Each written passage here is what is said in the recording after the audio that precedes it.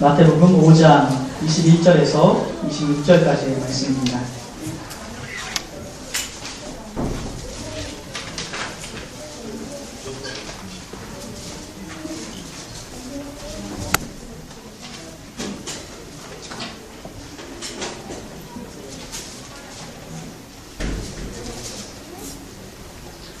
찾으셨으면 함께 교독하도록 하겠습니다. 옛사람에게 말한 바 살인하지 말라. 누구든지 살인하면 심판을 받게 되리라 하였다는 것을 너희가 들었으나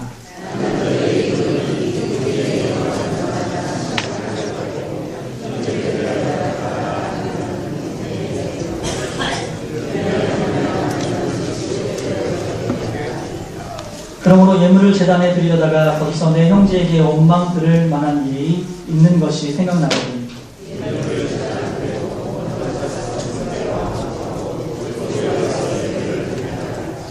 너를 고발하는 자와 함께 길에 있을 때에 급히 사화하라. 그 고발하는 자가 너를 재판관에게 내어주고 재판관이 옥리에게 내어주어 옥에 가둘까 염려하라.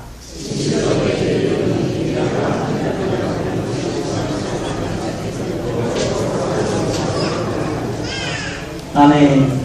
제한테 기도하고 말씀 나누기 원합니다. 귀하신 아버지 하나님 감사합니다. 주께서 사랑하시는 귀한 성도들을 이 시간 불러주시고 또 모아주셔서 하나님께 온전히 예배하고 또 우리의 몸과 마음과 입술을 통해서 하나님께 경배드리게 하시니 감사합니다. 하나님과 드리는 경배를 통하여 기뻐 영광을 받아주시고 하나님의 귀한 은혜와 진리 가운데 이 시간 다시 한번 새롭게 하나님의 뜻을 바라볼 수 있는 은혜의 시간 될 수 있도록 도와주시옵소서. 살아계신 성령께서 각 사람의 심령에 주장하여 주시고 인도하시며 함께하실 줄 믿습니다. 감사하는 예수 그리스도의 이름으로 기도하옵나이다. 아멘. 네, 어느 날 죽겠네 라는 말을 너무 자주 하는 한 사람이 있었습니다. 네, 그 사람에게 한 지혜로운 사람이 찾아가 말했습니다. 네, 혹시 죽고 싶나요? 네, 여러분 혹시 죽고 싶은 분 계신가요? 네, 안 계실 줄 믿습니다. 네, 그렇게 죽고 싶으면 그렇게 죽겠다는 말을 항상 입에 달고 다니는데 죽고 싶다면 첫 번째 가장 먼저 이 죽고 싶다는 생각이 들면 하루 종일 아무것도 먹지 말아보세요. 배고파 죽습니다. 그래도 죽지 않았다면 앞서 하루 동안 먹지 않았던 음식을 쌓아놓고 다 먹어보세요. 배 터져 죽습니다. 이것도 안 되면 하루 동안 아무 일도 하지 말고 살아보세요.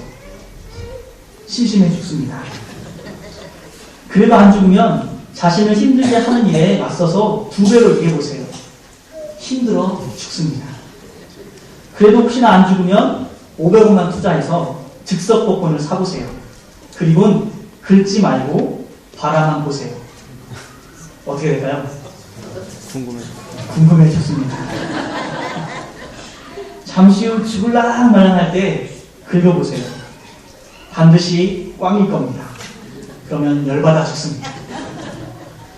그래도 죽지 않고 또 그래도 죽고 싶다면 홀딱 걷고 거리로 뛰쳐나가 보세요. 사람들이 많이 다니는 길일수록 좋습니다. 얼어 죽기보다는 얼굴 팔려 죽습니다. 이상의 방법으로도 죽을 수 없다면, 지금까지 한 방법으로도 죽을 수 없다면 아직은 당신이 이 세상에서 할 일이 남아있는 이유일 것입니다. 라고 이야기했다고 합니다. 인생은 하나뿐이고 그것은 곧 지나가겠으나 그리스도를 위해 행해진 일은 영원할 것입니다. 라고 이야기했습니다. 그렇습니다. 여기 모인 우리는 한 번뿐인 인생을 그리스도를 위한 삶으로 드리고자 그런 마음과 생각을 가진 귀한 성도들이 모인 줄 믿습니다. 그런데 여러분, 이런 귀한 마음으로 주를 위해 살아보고자 하는 우리를 죽이는, 또 우리를 붙잡는 것들이 있습니다. 이것은 참으로 무서운 적입니다. 외부가 아니라 내부의 적이기에 더 두렵고 무서운 적입니다. 적인 줄도 모르고 함께 다니다 결국 나를 죽이는 그런 적이지요. 사랑하는 여러분은 무엇 때문에 죽겠습니까? 돈입니까? 건강입니까? 저는 관계 때문에 죽겠습니다. 네, 사역을 하면 할수록, 인생을 살아가면서 할수록 관계 맺는 게 제일 어려운 것 같습니다. 우리는 모두 이 관계 속에서 자유롭지 못합니다. 교회에 오면 교우관계, 회사에 가면 위, 아래 또는 동료 관계, 그리고 가정에 가면 아내와 남편, 자녀들과의 관계 때문에 죽겠다고 아우성입니다. 우리는 왜 이렇게 복스럽고 귀한 사람들을 곁에 두고 죽겠다고 힘들어할까요? 그것은 바로 묶인 마음 때문이라고 생각됩니다. 우리 마음을 묶어서 사망으로 끌고 가는 무서운 죄인 것이죠. 이 묶인 마음의 이름은 원망입니다. 미움입니다. 분노라고도 하지요. 그리고 시기라고도 합니다. 완고함입니다. 우리의 관계와 예수님의 공동체를 깨뜨리는 교활한 여우인데, 이 여우를 잡는 것, 이 여우를 붙잡고 우리 공동체를 지키고 우리 교회를 지키고 또 우리 가정을 지켜가는 그러한 방법이 어떤 것인지, 또 이 여우는 누구인지 오늘 말씀을 통해서 함께 알아가기를 원합니다. 그것은 바로 예수님께서 우리가 이 미움이라는, 완고함이라는, 분노라는 우리 공동체와 우리 삶을 깨뜨리는 이것들을 잡을 수 있는 방법을 예수님께서 오늘 말씀해 주셨습니다. 바로 이 마태복음 5장 21절에서 26절까지의 말씀을 통해서 말씀하셨는데, 그것은 바로 용서입니다. 그다음에 여러분, 공자라는 사람이 그 제자가 질문했습니다. 제자가 공자에게 선생님, 인은 무엇입니까? 인이라는 것은 무엇입니까? 라고 했을 때 그것은 이웃을 사랑하는 것이다 라고 말했습니다. 공자도 예수님을 모르는 사람이었는데 참 하나님의 뜻을 알았던 사람인 것 같습니다. 예수님은 다시 이 사랑에 대해서 묻는 사람들에게 주님께서는 말씀하십니다. 사랑은 그럼 무엇인가? 오늘 말씀하시는 이 말씀처럼 바로 이웃을 용서하는 것인 줄 믿습니다. 예수님은 사랑이라는 것을 우리에게 가르쳐 주셨는데 피상적인 사랑이 아닙니다. 추상적인 것이거나 붙잡을 수 없는 것이 아닙니다. 우리가 할 수 있고 우리가 누려야 하는 것, 그것은 바로 용서라는 것이지요. 예수님께서는 용서 구함과 용서함을 통해서 화목을 이루라고 오늘 말씀하십니다. 이런 용서는 예물보다, 제사, 즉 예배보다 먼저 할 일이라고 말씀하십니다. 하나님께서 얼마나 용서를 귀하게 여기시는지 히브리어에는 용서라는 단어가 한 단어로가 있는 게 아니라 구체적으로 더 설명하고 표현합니다. 두 가지로 표현하는데, 첫 번째는 하말이라는 단어로 용서를 표현합니다. 이것은 아끼다, 불쌍히 여기다, 긍휼히 여기다 라는 뜻입니다. 또 두 번째는 카파르라는 단어로 용서를 표현합니다. 덮다, 속죄하다, 용서하다, 달래다, 지워버리다, 취소하다, 자비롭다. 근데 중요한 것은 이 용서라는 단어를 사용할 때 주체가 되는 그 단어의 주체는 언제나 하나님이라는 것입니다. 하나님만이 아끼시고 우리를 불쌍히 여기시고 긍휼히 여기시고 또 우리의 죄를 덮으시며 속죄하며 용서한다는, 지워버린다, 우리의 죄를 지우고 용서하신다는 그런 의미로 사용됨을 볼 수 있습니다. 오늘 예수님은 진정한 성도가 급히 해야 할 일, 정말 염려해야 할 일이 뭔지, 그것을 바로 용서라고 말하고 계십니다. 주님은 오늘 우리 교회와 직장과 가정에서 용서가 회복되길 바라십니다. 예수님께서 자신 스스로 하나님의 용서를 우리가 경험함으로 평화를 누리게 된 것처럼 우리가 서로 용서함으로 이 평화와 안식을 누리며 살기를 원하십니다. 우리는 참된 용서의 유익을 누리며 살아야 될 줄 믿습니다. 시간 함께하는 그런 성도들 가운데는 이 용서의 능력이, 이 용서의 은혜가 넘쳐나기를 소망합니다. 그럼 이 진정한 용서, 참된 용서를 통해서 우리가 얻을 수 있는 능력은 무엇인가? 그 첫 번째는 바로 변화입니다. 무엇이라고요? 예, 변화. 용서를 통한 변화인 것이죠. 영국의 유명한 웰링턴 제독이라는 해군의 제독이 있었습니다. 이 제독이 한 번은 상습적으로 타령하는 부하한 사람에게 사형 선고를 내리기 직전에 말하기를 이렇게 얘기했습니다. 나는 너를 교육도 시켜보았다. 채찍을 들어 너를 때려도 보았고 노동도 시켜보았다. 굉장히 심각한 벌도 주어보았다. 그러나 너는 돌이키지 않았고 새로워지지도 않았다. 별 수 없이 이제는 너를 죽일 수밖에 없구나. 이때 지혜로운 웰링턴 제독 부하 한 사람이 제독에게 와서 말했습니다. 카카, 각하께서는 아직 이 사람에게 한 가지를 시도하지 않았습니다. 각하는 이 사람을 용서해 보신 적이 없습니다.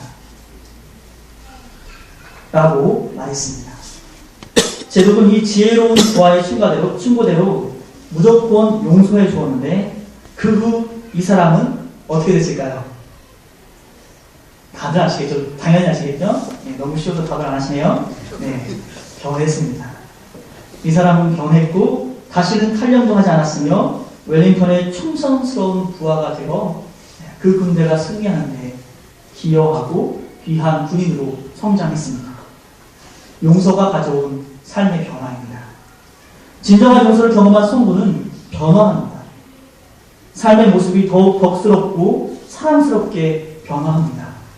하나님의 용서하심, 우리 주 예수 그리스도를 통한 그 큰 용서와 그 깊은 용서를 경험한 성도의 삶은 변화될 수밖에 없는 것이죠. 이런 변화를 통해서 내가 변화될 때, 하나님의 용서를 경험하고 내가 변화되기 시작할 때 나를 통해 용서받은 내 자녀가, 내 아내가, 내 남편이, 나의 구역 식구가 변화될 것입니다. 용서는 내게 일어난 변화를 세상이 보도록 인도합니다. 용서할 때 우리 공동체는 온전해지고 그 안에서 자유를 누리게 되는 줄 믿습니다. 이런 자유함과 이러한 용서함과 사랑이 표현되는 그런 구역, 그런 전도회, 그런 교회, 그런 부서가 되어지기를 소망합니다. 아멘. 예수님께서는 왜 오늘 이 본문을 통해서 화목을 말씀하시면서 결국 급히 사화, 즉 사화라는 뜻은 합의하다. 여러분들 살아오시면서 합의들 많이 하셨나요? 이런 일이 없기를 바랍니다. 합의할 일은 없어야 되겠죠. 교통사고나 또는 어떤 사고를 통해서 이제 우리 합의하게 되는데 급히 사화하라고 얘기합니다. 사화하지 못하면, 합의하지 못하면 옥에 갇힌다는 비유를 하고 계십니다. 왜 예수님은 이 부분에서 이 옥에 갇힌다는 비유를 사용할까? 저는 먼저 바로 우리가 공동체로부터의 분리가 공동체로부터 분리되는 것, 이것이 바로 형벌이기 때문에 라고 생각합니다. 또 용서하지 못하는 행위 자체가 이미 자신과 공동체를 옥에 가두며 불편하게 하고 진정한 교제와 안식을 누려야 할 공동체가 자신의 기능을 감당하지 못하도록 묶이게 하는 행위이기 때문에 행위라는 것을 말하고 있는 줄 생각합니다. 우리는 예수님이 말씀하신 대로 다 갚기 전에는 결코 그 부자유함, 그 불편함에서 나오지 못합니다. 즉 용서하기 전에는 결코 자유함과 평화를 누릴 수 없습니다. 우리도 이 용서함을 통해서, 서로 용서함을 통해서 우리가 그리스도의 군대로서의 하나됨, 그리고 그 하나님의 능력을 소유해서 하나님이 기뻐하는 공동체로 나아가는 그 역사가 우리 가운데 충만하기를 소망합니다. 이 용서한다라는 것은 갇혀있는 자신으로부터, 즉 자기를 풀어준다라는 의미도 있습니다. 자기를 풀어줍니다. 용서하는 것은 내가 누구를 풀어주는 게 아니라 이 용서함을 통해서 나 자신을 푸는 행위입니다. 나 자신을 푸는 행위. 자기가 용서 안에 묶여있고 용서하지 못해 갇혀있던 나 자신이 내가 용서함을 통해서 풀려나는 것이죠. 그리고 용서하는 사람으로 내가 변화될 때 또 내가 용서한 사람이 변화되는 그런 아름다운 일들이 우리 가운데는 수없이 일어날 수 있습니다. 이렇게 용서하는 사람으로, 그리고 용서의 변화의 능력을 경험하는 사람으로 우리가 하나님 앞에 세워지기를 소망합니다. 예수님 이제 형제에게 또 말씀하십니다. 화를 내며 욕하는 자는 살인한 것과 같은 심판을 초래할 것이라고 경고하고 계십니다. 마음과 입으로 행하는 그런 정신적 살인행위, 인격적 살인행위, 그것 외에도 하나님이 보실 때 이 모든 것도, 마음과 입으로 하는 그런 정신적, 인격적 살인행위도 동일한 육체적 살인행위와 같다는 것입니다. 형제로부터 원망을 들을 만한 일이 있거든, 그래서 하나님께 예물을 드리기에 앞서 그 일부터 처리하라고 말씀하고 있는 것이죠. 사람과의 불화는 하나님과의 화목에도 걸림돌이 되기 때문입니다. 이는 내가 가해자일 때일 뿐 아니라 내가 피해자일 때도 적용되는 말입니다. 내게 용서를 구하는 사람은 70번씩 7번이라도 용서하라고 주님은 마태복음 18장 22절을 통해서 말씀하고 계십니다. 이것은 끝없이 용서할 것에 대해서 말하는 것이지요. 예수님은 우리도 용서하라고 계속 말씀하고 계십니다. 마가복음 11장 25절을 보면 용서해야 너희도 용서를 받는다라고 말씀하시고, 또 누가복음 17장 4절에서는 회개하면 언제든지 용서하라라고 말하고 계십니다. 또 마지막으로 에베소 4장 32절에서는 하나님이 용서하신 같이 용서하라라고 이야기하고 있습니다. 남을 용서할 수 없는 사람은 자기가 건너야 할 다리를 파괴하는 사람이다라고 조지 허버트는 이야기했습니다. 남을 용서하지 못하는 사람은 자기가 건너야 할 다리를 파괴하는 사람, 즉 내가 용서한 것처럼 나도 용서를 받아야 되는데 내가 용서하지 못함으로 내가 건너가야 할 다리가 없다라는 것입니다. 그래서 예수님은 주기도문을 통해서 일용할 양식을 구하라는 기도에 이어 우리가 우리에게 죄 지은 자를 사하여 준 것 같이 우리 죄를 사하여 주옵시고 라는 기도를 가르쳐 주셨습니다. 우리에게는 일용할 양식도 필요하지만 일용할 용서도 필요합니다. 우리는 다 불완전하기 때문에 매일 끊임없이 용서받아야 하고 동시에 용서하며 살아야 합니다. 그러면 진정한 용서는 어디까지인가? 정말 진정한 용서, 그것은 바로 하나님의 수준의 용서까지 나아가야 될 줄 믿습니다. 하나님이 우리를 용서하시는 모습이 무엇인가 하는 예화가 하나 있습니다. 어떤 한 목사님이 있었습니다. 이 목사님은 자기가 어느 자기 교구의 교인 중에 한 사람이 특별한 하나님의 은혜를 받아서 과거와 현재, 미래를 다 알 수 있게 되었다는 소식을 들었습니다. 그래서 그가 정말 그런 은혜를 받았는지 알고 싶어서 그 목사님은 그 사람을 만났습니다. 그래서 과거에 그가 신학교 시절에 저질렀던 어떤 죄로 말미암아 항상 고민하고 있었는데 그것에 대해서 묻기 시작했습니다. 먼저는 그 사람에게 이렇게 물었습니다. 하나님이 당신에게 정말 그런 은혜를 주셨습니까? 그는 물론이라고 대답했습니다.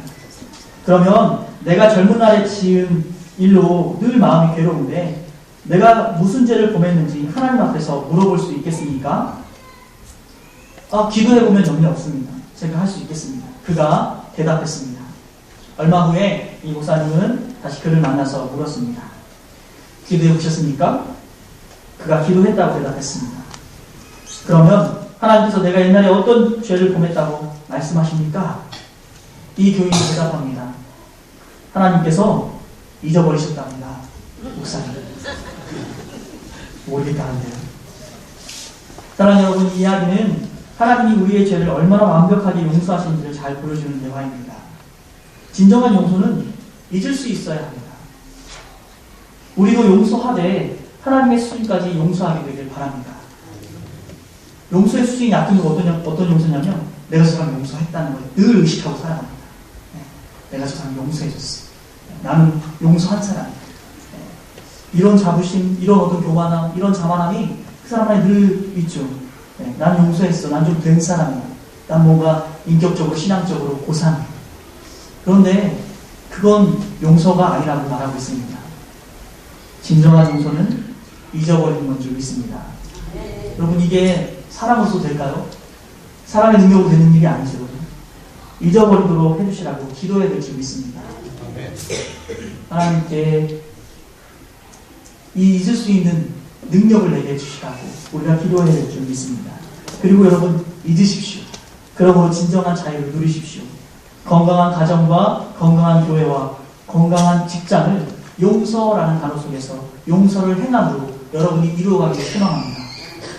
오늘날 용서라는 것이 없는 가정 때문에 깨어지는 가정, 용서라는 이 삶을 실천하지 못하기 때문에 깨어지는 교회, 깨어지는 관계, 이 속에서 하나님은 슬퍼하십니다. 이것 때문에 하나님은 근심하십니다. 진정 용서가 있는 가정 되길 원합니다. 자녀와 부모 사이에, 아내와 남편 사이, 특별히 남편들, 아내의 과거를 잊으십시오. 제가 어느 곳에서 공부하다 보니까 교수님이 이렇게 말씀하더라고요. 정말 예쁜 꽃은 한 마리의 나비를 맞이하기 전에 몇 마리의 벌레는 경험할 수밖에 없다. 몇 마리의 벌레는 거쳐가는 거다. 옛날 그 사람은 다 벌레입니다. 지금 만난 여러분의 남편, 여러분의 아내가 나비인 줄 믿습니다. 화려한 날개를 펴고 여러분을 안아주는 그 나비를 귀하게 여기시고 거기에 집중하시지 왜 과거의 벌레들 때문에 날마다 싸우고 이혼하고 자녀들이 불행해지고 이런 가정도 너무 많아요. 그래서 예전에는 결혼한 지 얼마 안 된 가정만 이혼하더니 요즘은 50대, 60대, 나이가 들어도 용서 못하는 거죠. 나이가 들면 인자하다고 하는데 과거에 상처만 계속 나가서 쓴물이 막 나오죠. 옛날엔 참고 살았는데 못 참고 살겠다는 거죠. 사랑하는 우리 귀한 성도 여러분은 이 용서를 가정 속에, 부부 속에, 자녀와 부모 속에 이루어낼 수 있기를 소망합니다. 오늘 우리 예수님은 이 용서를 위해서 이 땅에 오신 적이 있습니다.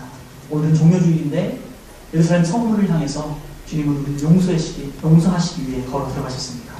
나귀를 타시고 타박타박 죽음을 향해 가실 때 그분 가슴엔 용서라는 두 글자가 새겨져 있는 줄 믿습니다. 오늘 우리가 용서해야 될 사람은 누굽니까? 누구에게 용서를 구하셔야 됩니까? 제가 우리 잠시 눈을 감고 한번 떠올려 봤으면 좋겠어요. 이 시간 주님은 용서하라고 말씀하십니다. 그리고 용서를 구하라고 말씀하십니다. 그렇다면 우리 주님께 한번 질문하십시오. 내가 용서해야 될 사람은 누굽니까? 내가 용서를 구해야 될 사람은 누굽니까? 시간 그 이름을 떠올리며 함께 기도하기 원합니다. 하나님, 진정한 용서를 할 수 있도록 나를 도와주시고 용서 구할 수 있는 용기를 주시고 때를 놓치지 않고 용서를 먼저 구하는 그러한 내가 될 수 있도록 나를 도와주시라고 시간. 그래서 이 용서를 통해서 우리 교회가 내가 맺고 있는 관계가 우리 가정이 온전히 회복되도록 하나님 도와주시라고